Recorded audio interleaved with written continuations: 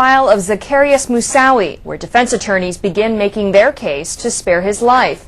They'll argue that Moussaoui has mental problems and that he played only a minor role in the 9/11 plot. Wednesday, the prosecution rested its case after playing an emotional audio tape from cockpit recordings of United Flight 93. That's the flight that crashed in Pennsylvania.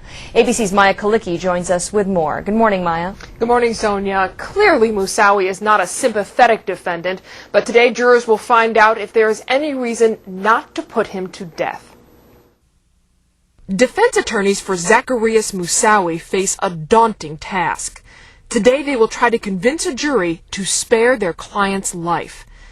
The defense hopes jurors will find Moussaoui is mentally ill, that his role in the attacks was limited, and that his execution would fuel delusions of martyrdom. It will be an uphill battle. Days of painful testimony concluded with the cockpit recording from United Airlines Flight 93, the plane that crashed into a Pennsylvania field on September 11th. There is no single piece of first-hand evidence that can more dramatically depict exactly what happened on September 11th. Jurors sat transfixed, listening to the drama unfolding aboard the flight. Crew members killed, a pilot begging for his life, and the lies of the hijackers.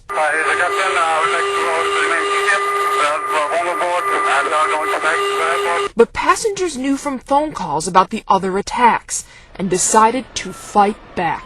He said, "Are you ready?" I couldn't hear their response. He said, "Okay, let's roll."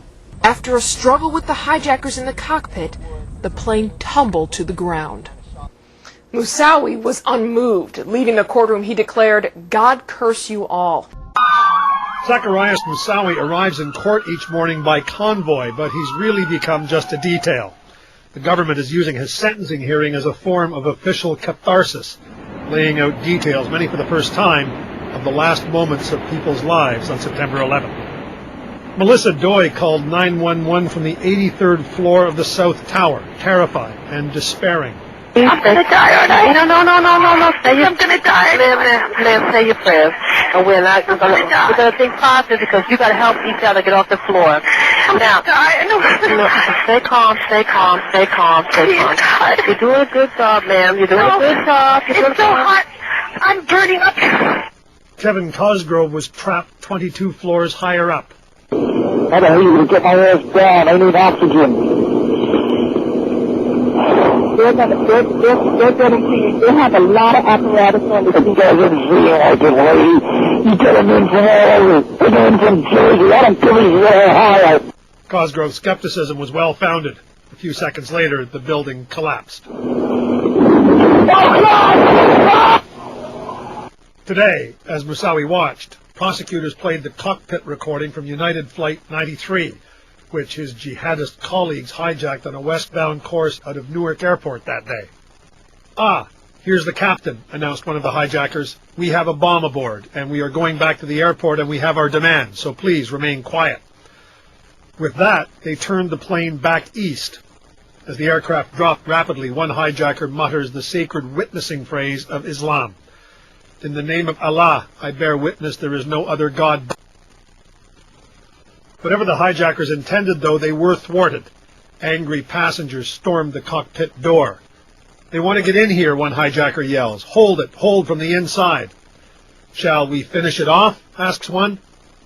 Outside, passengers are heard screaming. "In the cockpit," one man yells. "If we don't, we'll die." "Roll it," yells another passenger. By this time, though, the plane was lurching and rolling, flying straight towards the earth.